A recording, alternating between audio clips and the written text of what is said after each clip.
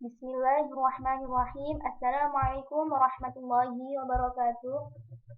Saya Zainur Rahmata Andi dengan NIM D722-18048, Prodi Pendidikan Bahasa Arab semester 5. Dalam mata kuliah pengembangan kurikulum dan perencanaan pembelajaran. Di sini saya akan mempresentasikan RPP saya, yaitu RPP Madrasah Tsanawiyah kelas 8 semester genap, bab kelima dengan materi tentang al-mihnah dan gramatika al-masdar as-syarih dengan alokasi waktu 3 kali 40 menit, KD 3.10 dan 4.10. Baik, langsung saja menuju ke RPP-nya.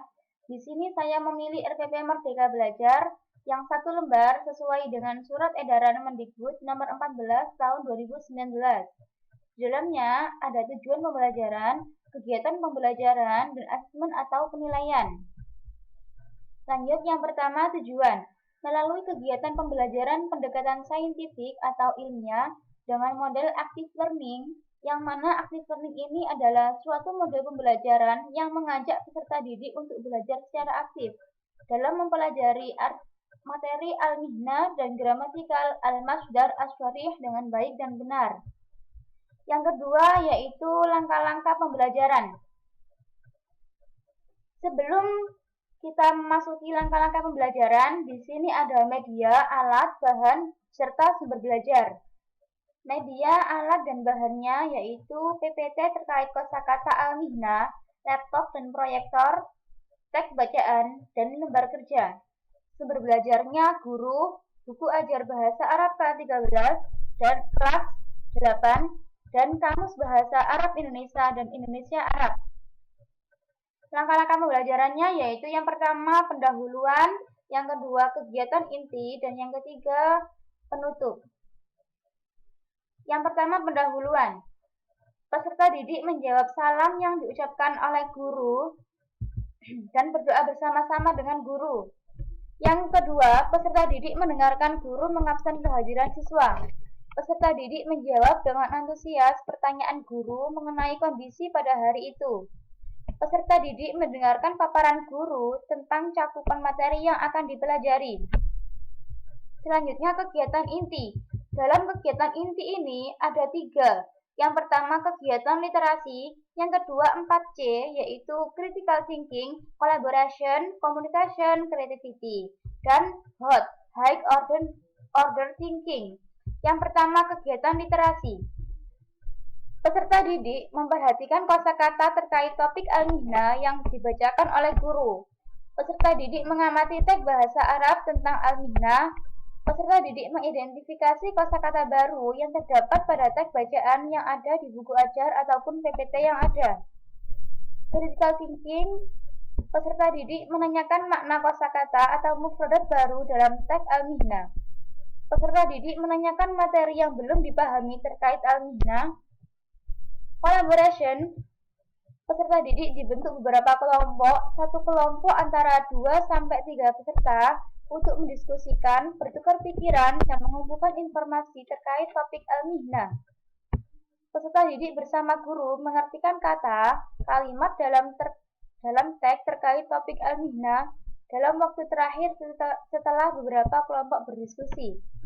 Peserta didik menjawab pertanyaan yang ada dengan baik dan benar secara kelompok dan individu. Communication. Seluruh peserta didik melafalkan kalimat terkait topik al-mihnah dengan unsur kebahasaan al-masdar as-syarih. Peserta didik mempresentasikan hasil kerja kelompok atau individu secara klasikal bergantian antar kelompok terkait materi al-mihnah. Peserta didik melakukan tanya jawab dan memberikan tanggapan, kritik, ataupun saran kepada kelompok atau individu yang mempresentasikan hasil diskusinya terkait al-mihnah. Creativity. Peserta didik menyusun dan membuat kalimat sederhana dengan gambar terkait topik al-mihnah secara kelompok. Peserta didik membuat kesimpulan terkait materi al-mihnah yang dipelajari pada hari ini. Selanjutnya yaitu HOT, high order thinking. Hasil pekerjaan peserta didik ditukar dan dikoreksi oleh peserta didik lain sehingga peserta didik saling memahami dan mengkonstruksikannya dalam kehidupan sehari-hari.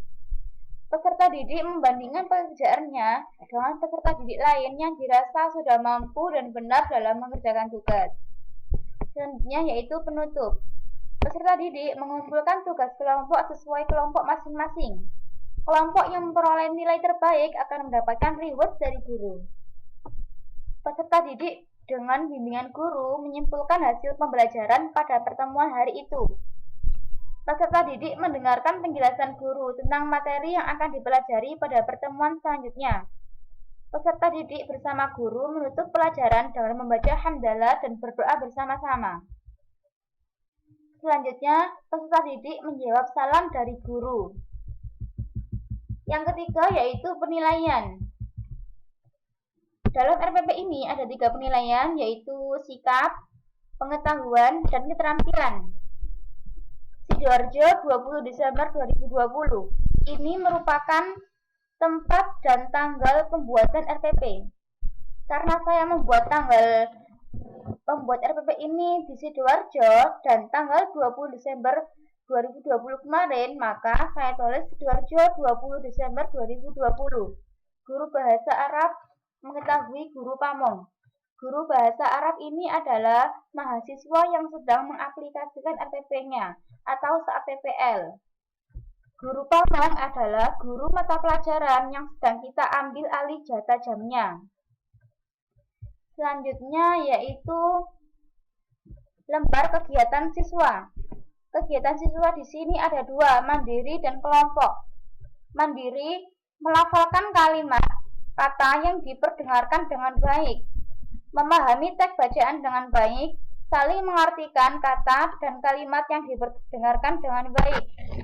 Kelompok menyusun dan membuat kalimat sederhana dengan gambar terkait tentang al-mihna, mempresentasikan hasil diskusi kelompok, membuat kesimpulan terkait materi al-mihna. Selanjutnya, penilaian. Teknik penilaian tes lisan dengan menggunakan pedoman penilaian pengetahuan. Dalam rubrik ini, guru mengisi nama dan kelas peserta didik. Kemudian guru langsung menanyakan indikator kepada peserta didik dan diupayakan peserta didik dapat menjawab sesuai dengan butir instrumen yang telah disiapkan oleh guru. Selanjutnya, guru dapat menentukan pedoman penskoran dengan berdalihkan pedoman yang ada. Selanjutnya yaitu aspek keterampilan. Dalam aspek keterampilan ini, saya memilih maharo kitabah dengan tugas berdasarkan kelompok, teknik penilaian portofolio, dan bentuk penilaian tes. Dengan aspek ini, guru dapat membagikan soal kepada peserta didik, yang mana soal tersebut guru menanyakan indikator kepada peserta didik dan diupayakan peserta didik dapat menjawab sesuai dengan butir instrumen yang telah disediakan oleh guru.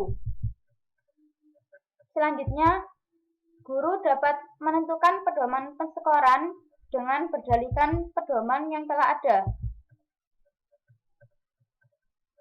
Dan selanjutnya yaitu penilaian aspek spiritual.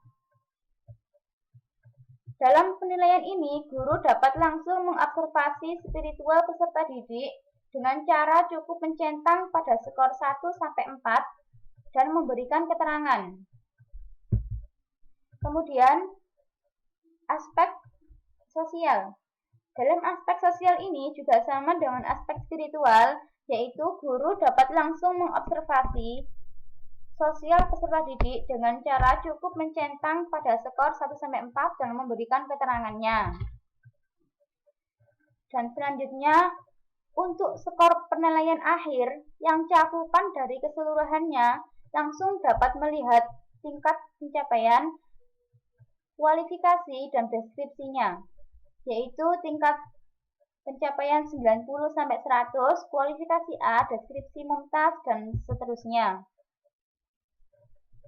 Desember, Sidoarjo 20 Desember 2020. Guru bahasa Arab, guru pamong. Selanjutnya yaitu adanya lampiran berupa mufradat terkait topik al-mihna. Dan untuk lampiran kerja kelompok ini, peserta didik dapat menuliskan kelompok berapa dan nama anggotanya. Di sini saya membatasi hanya 2-3 peserta saja dalam satu kelompok, dengan tujuan agar kesemuanya tersebut bisa aktif dan responsif dalam mengerjakan tugas kelompoknya.